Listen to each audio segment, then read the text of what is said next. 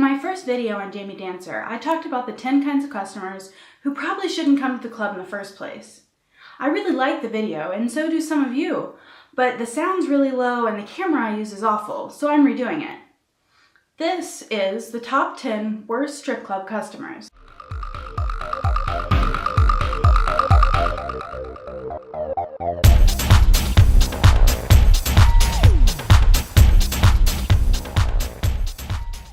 Number 10 is the guy asking for sex. You run into this guy pretty much every night, unfortunately. He knows that escorts exist and that they'd gladly take his money and give him the services that he's after, provided he's respectful. But he's not respectful, and he'd rather push your boundaries and make you feel uncomfortable doing something you didn't sign up for. He knows that having sex with customers could cause you to lose your job, but he doesn't care. And he's hoping that you'll let him get away with being riskier and doing things that actual escorts wouldn't let him do.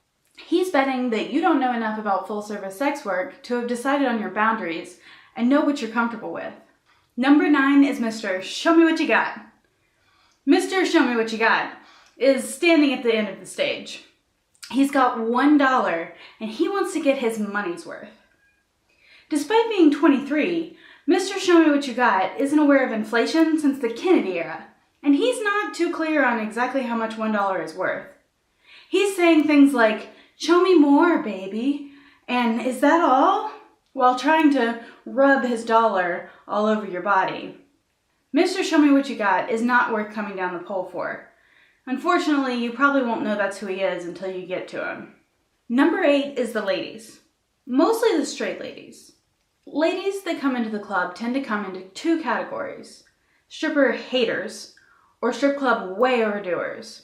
And I think both of these things come from insecurity and maybe some jealousy that your partner is paying attention to the dancers. If you can't handle yourself in the strip club or you feel uncomfortable going, say no when your partner proposes a trip. Do not deal with your jealousy in one of the 2 following ways. 1, be very loud and ugly about the girl on stage and how whatever she's doing, even if it splits on the ceiling, you could do it just as well. Girl, I promise you, all the people around you know that you could not in fact do that and that you are jealous. Jealously deciding that you could do a stripper's job as well as the next person might lead to number 2, you getting wasted and deciding that even though you're the financial manager at the local boot barn, you've missed your calling, and tonight is the night that you become a stripper. I've seen many times a girl get too drunk and start taking off her clothes.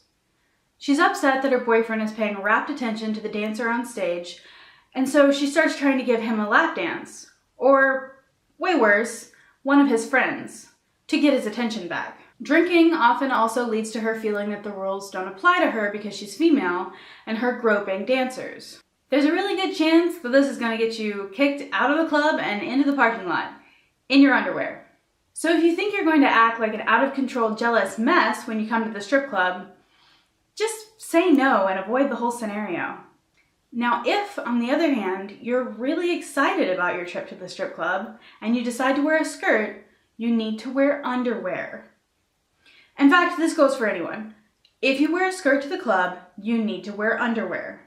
I cannot tell you how many times I have given a couple a dance, gone to give the lady her dance, put my knee between her legs because that's part of most of the dances that I give, and had my knee touch unclothed, naked, stranger danger vagina. It doesn't matter how cute you are or how hot your partner thinks this is not okay. I know many couples think that it's really hot to go out and have one of them not be wearing underwear, but there's lots of better things that you could do. Like stand over a subway vent, or take a 4-mile hike in freezing temperatures, or get chased by a serial killer. But do not get a dance from a dancer in a strip club with no underwear on.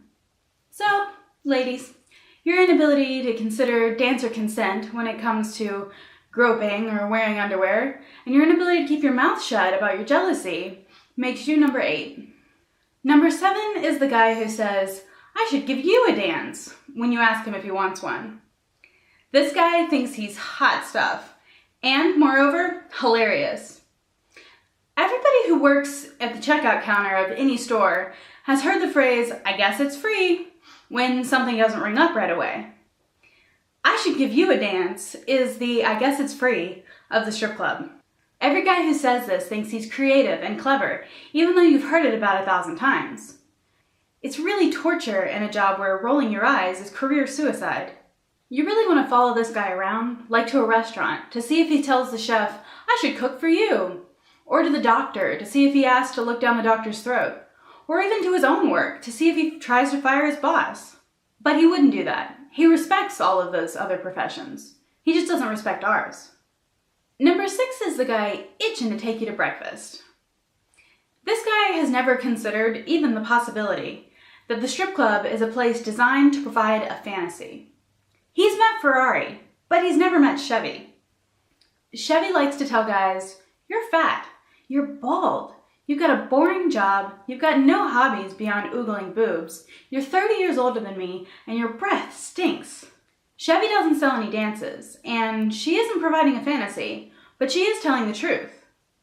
Despite the fact that every man, if he thought about it hard enough, would know that he does not want the truth from a stripper, this 50-year-old guy who hasn't washed his body today or brushed his teeth will be furious that his 22-year-old companion, who's worked hard all night to provide him with a relaxing fantasy, now has to go home to her boyfriend, her kids, her homework, or just her bed. He'll call her a liar, despite knowing that every time he said, "I want to make you breakfast," he really meant, "I want you in my bed." Number 5 is the guy who really just likes to talk. Now, customers who compensate dancers for sitting with them for long periods of time, you are excused from this. You are wonderful. This guy paid $10 to get in at the door. He paid $5 for the Bud Light he's currently sipping. And he's going to take as much of your time as possible, so that when you ask him, eventually, if he'd like a dance, he can smugly and condescendingly tell you he's not a lap dance guy. He's usually sitting with his back to the stage. It's not like he's here for the show. He's here to show how much he rejects the entire concept of stripping and show himself that he respects women's minds and doesn't care about their bodies. When you ask for a dance, he's not only going to explain to you why your entire trade is worthless, he's also going to either imply or come right out and say that he's better, morally, intellectually, or sexually, than the men who actually pay for your services and find them worthwhile. And he's going to do this all having paid $15 to sit in a club and drink a shitty beer, money that goes to the owner of an establishment he despises. Number 4 is the guy who'll tell you that you're not like the other girls. He thinks strippers are trashy, but you're special. He might tell you you're too pretty or too smart to be a dancer, and even though you tell him that he's too good at math to be an accountant, he won't get it, and he'll tell you that you're just special, just different, and better than all these other girls. At the next table will be the girl whose daughter made doll clothes out of your favorite dress last weekend with your daughter. And next to her will be the one that you got lost in Kentucky with, and after driving around for hours, got pulled over and had to explain to the cops what the costumes and props you had were for. At the bar will be the woman who's been like a enormous-chested, platinum blonde mother to you for years. And sitting on the couch might be a girl who you cannot get along with, but who broke up with an abusive husband recently and who sings like an angel. On stage could be your best friend, your girlfriend, or your sister. These women are your social circle. And even if you're the type of girl who enjoys the kind of compliment that puts other women down to raise you up, this isn't going to feel good. But he won't get that because he thinks that women, all women, but especially pretty women, are catty and that they don't form true relationships. Number 3 is the guy furious that his 2.5-minute dance did not include sex. Now, different things happen at different clubs for different prices all over the country and even the world. But I've met quite a few guys who were just outraged that their $20, $25 basic dance did not include any sex acts. Now, gentlemen, if you can sit down, pull it out, get it off, tuck it back away, and then receive some form of a dance from me, in 3 minutes, don't tell anyone. Don't even whine about it to a stripper. Number 2 are the guys who come in and start asking strippers out. Whether it be the cheap guy at the beginning of the night who asks a dancer out because he doesn't have the money to buy a dance, or the guy at the very end of the night who's wasted and has a wife and 3 children but asks her out anyways just because he's really drunk. Or even the guys with serious intent who don't realize that they don't know anything about the girl that they're asking out except for her looks, and don't understand how that makes a person feel. This happens a lot, and there's nothing wrong with being interested in a dancer. In fact, I've made a lot of videos about how to catch a dancer's eye and how to keep it. But guys who ask girls out in the club or on their work Facebooks or something tend to make some very specific assumptions that can be really insulting. The first is that she's single, and the second is that she's straight.